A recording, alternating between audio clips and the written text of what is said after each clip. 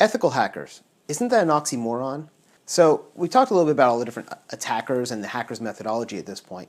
So now we want to talk about the good guys, the ethical hackers, for a moment. They do a lot of the same things, and in fact, sometimes they even use some of the same tools.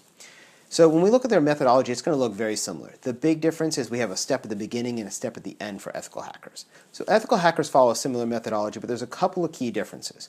One is they get permission. The second is everything they do is reversible. They're not trying to do harm to the network. The goal here is to look at the organization and identify the weaknesses, not to hurt the organization. So when we look at the hackers methodology, we had 6 steps. Now when we put on the ethical hackers methodology, we're going to add a step at the beginning and a step at the end. The first step we're going to add is approval. We're going to get permission before we do anything. Now the reason why this is really important is, again, we've talked about this before, but hacking is illegal. You cannot hack anybody's networks. You have to have written permission from the network owner or own the network yourself. So an ethical hacker will always have a written document, and we like to affectionately call this the get out of jail free letter. Ethical hackers are employed or contracted by the organizations they hack. They are brought in and they are asked to hack those networks. You have to have that letter in writing to make sure you don't get in trouble. Remember, hacking is a felony in the United States, so you have to make sure you have that get out of jail free letter. And I can't stress this enough, always, always, always have it in writing.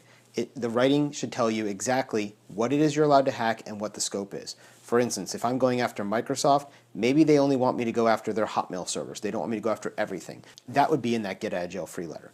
Same thing with any organization you go after. You have to have it very clearly scoped so you know what is and what is not in bounds for the assessment. So after we get permission, we go through the 6 standard steps of the hacker's methodology. So the last step and most important step is reporting. Reporting is going to be that list of all the things that you found during your penetration testing.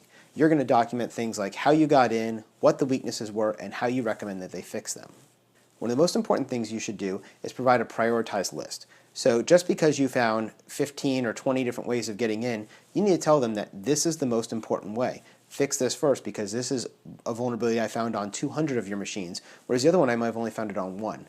Now, they're going to want to fix everything eventually, but it helps them when they're trying to figure out where should they spend their money quickest and first to get the most bang for their buck. And remember, your report should be clear, concise, and most importantly, be useful.